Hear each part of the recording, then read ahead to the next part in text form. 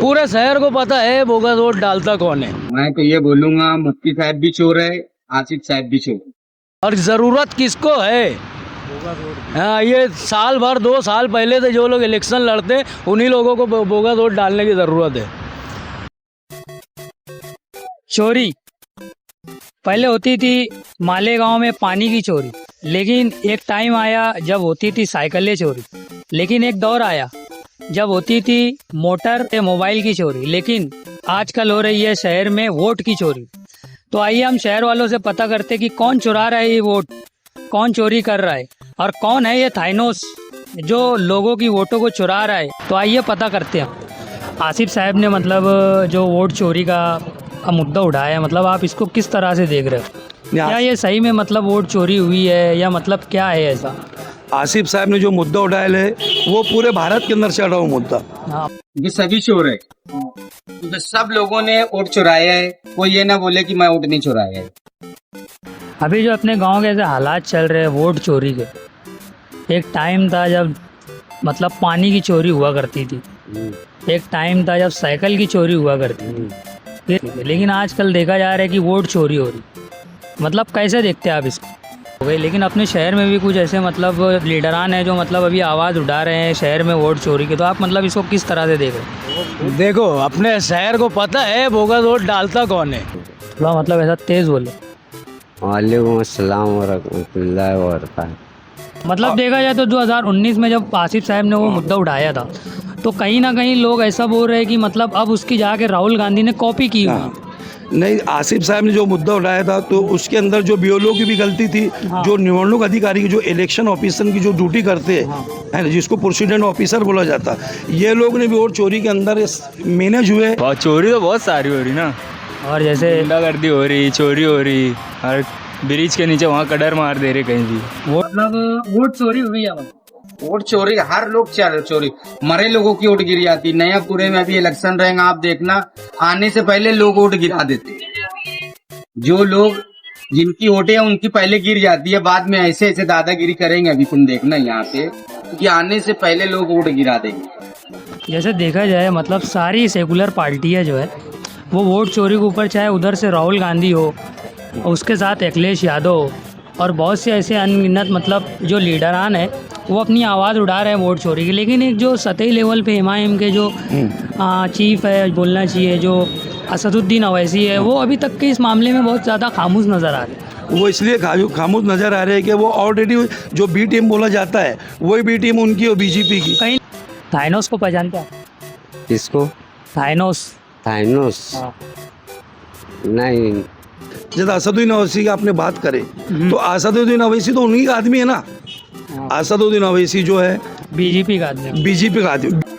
जब भी कारपोरेशन का इलेक्शन रहेगा, आप आकर देखना कि ऐसे ऐसे लोग हैं। नया पूरा और भी एरिया है ऐसा कि लोगों की वोट पहले गिर जाती, बाद में आदमी पहुंचता तो वोट गिरी रहती।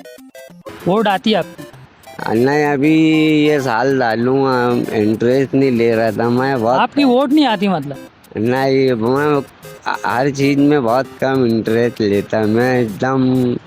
शहर के लोग के लिए भलाई सोचना चाहिए, चाहे मुफ्ती साहब हो, आसिफ साहब हो, कोई भी हो। हर लीडर से मेरी यही दरख्वास्त है कि शहर का भला सोचे, शहर का बुरा नहीं सोचे। अगर शहर का बुरा सोचेंगे तो शहर का कभी अच्छा नहीं हो पाएगा।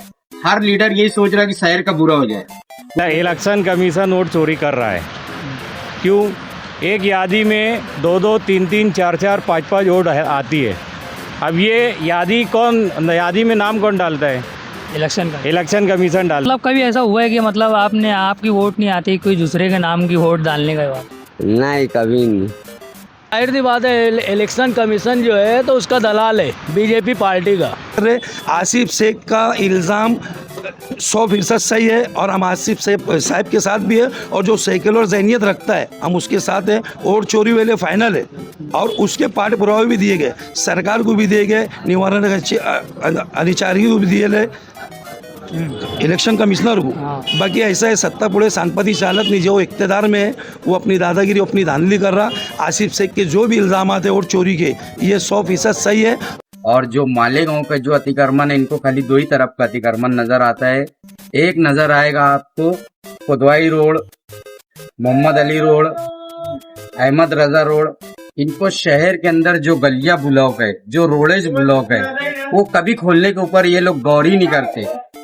साफ शफाफ बुलेट पेपर पे वोटिंग होना चाहिए। पहले ओल्ड टाइम में होता था वैसे। पुराने टाइम में वही होता था।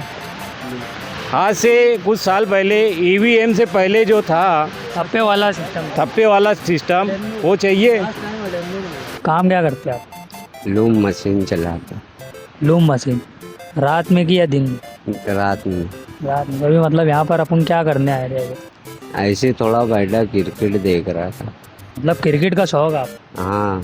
पूरे भारत को मालूम है और चोरी फाइनल हुए और चोरी हुए और चोरी हुए और चोरी हुए। घराना है जहाँ 4-6 2 लड़के रहते और सीधे खड़े रहे बेटा। मैं तो ये बोलूंगा मुफ्ती साहब भी चोर है, आसिफ साहब भी चोर। वो चाहे तो मतलब इलेक्शन कमीशन मांगे तो आसिफ साहब तुरंत मतलब हम इलेक्शन कमिश्नर को भी दे सकते, कोर्ट को मांगे। कॉन्स्टिट्यूशन ऑफ इंडिया का पहले से रूल है 1947 के अंदर हिंदुस्तान जब आज़ाद हुआ 1947 के अंदर, तो इसके अंदर डॉक्टर बाबा साहब अम्बेडकर ने एक संविधान बनाया जिसके अंदर आर्टिकल 14 है ना। और वो आर्टिकल 40 हमको ये इजाज़त देता कि भारत में बसने वाला जो भी एक व्यक्ति है, जो भी नागरिक है, जो भी शख्स है, वो अपने बोगस वोट की ज़रूरत किसको है? किसी को कुछ बताने की ज़रूरत नहीं है। ये वही है कि खुद ही मसला पैदा करो और खुद ही बोलो हम मसला हल करने वाले हैं। कि शहर के हालात इस तरह खराब है, हर तरफ रोड खराब है, हर तरफ यानी अतिक्रमण है। ये बीजेपी के लोग होकर के ये लोग उनमें मैनेज हुए। आज उसका पर्दाफाश कर्नाटक से हुआ राहुल गांधी की क़यादत के अंदर।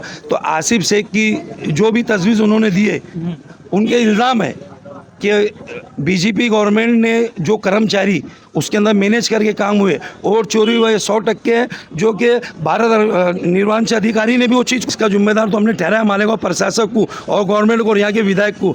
आसिफ शेख रशीद ने इंसानियत का सबूत वहाँ दिया है और आसिफ शेख रशीद ने जाके उनकी माली मदद 3 से 5 लाख रुपए तक का उनकी माली मदद शेख आसिफ ने किया। तो नुमाइंदा ये होना चाहिए जो लोगों के हक में अच्छा साबित हो। वोट चोरी हो रही है, हाँ सही बात है ना। तो कौन रहे हैं वोट चोरी? आवामी कर रही है। हमारी आपके चैनल के माध्यम से गुजारिश है कि आप ये चीज़ को भी शेयर करते रहे, है ना। और इतने बात बोल के मैं अपनी बात ख़त्म करता हूँ। अस्सलाम वालेकुम, जय महाराष्ट्र।